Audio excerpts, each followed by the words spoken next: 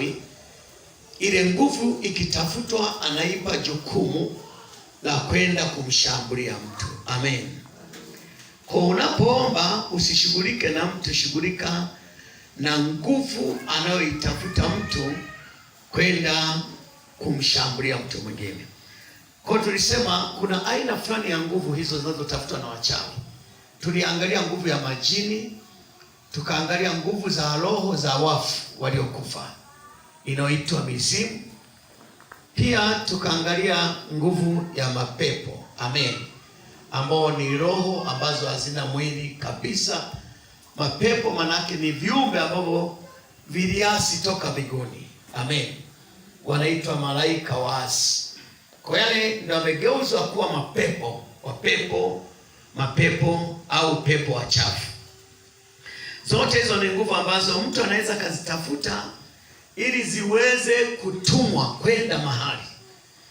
Kwa unapopambana kwa njia ya maombi, lazima ujue unapambana na nguvu iliyotafutwa na mtu anaitwa mchawi. Amen. Tukaendelea sasa, tukasema tutaangalia maeneo yanayotumika au yanayotumiwa na nguvu za kichawi kumfunga mtu. Amen. Nilisema lazima ujue hii nguvu imetoka wapi. Uchawi huu ni wa wapi? Ni wa angani au ni wa baharini au ni wa nchi kavu au ni uchawi wa maeneo gani? Amen. Nijaribu kusema Mungu alipomuumba mwanadamu alimpa maeneo matatu ya kutawala. Alimpa kutawala anga, na alimpa kutawala nchi, na alimpa kutawala bahari. Na shetani maeneo hayo matatu ndio alioweka utawala wake sasa, falme zake, ambao maeneo matatu yanaitwa malango ya kuzimu. Malango ya nini? Ya kuzimu. Amen.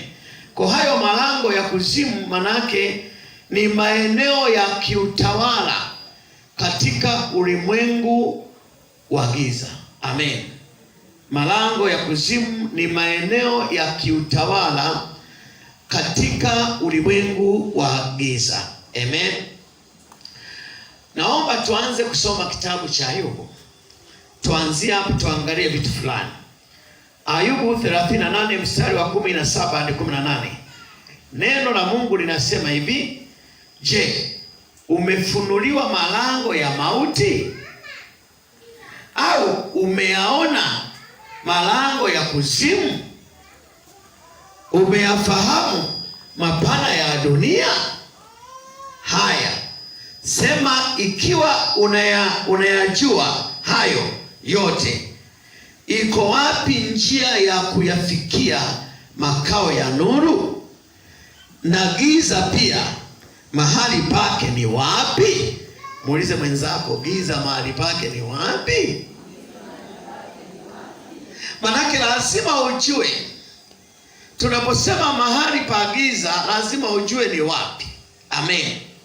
Na tunaposema mahali pa nuru, lazima ujue mahali pa nuru ni wapi. Kwenye Biblia utaona kuna maeneo yanaitwa malango ya mbinguni na malango ya kuzimu. Manake ni maeneo ambao hutumika na sangine maeneo malango ya giza hutumika sasa na wachawi. Amen. Kufunga hatima za watu. Amen. Ndipo panapotumia kufunga hatima za watu, au afya au biashara ya mtu inatumia, inaweza kufungwa wapi. Ndio maana wengi tunapoombea watu utasikia nilikuwa baharini. Mwingine anajiuliza, mbona nilikuwa nakula naye chakula? Mbona nilikuwa naenda na shule? Baharini nako kusema ameenda saa ngapi?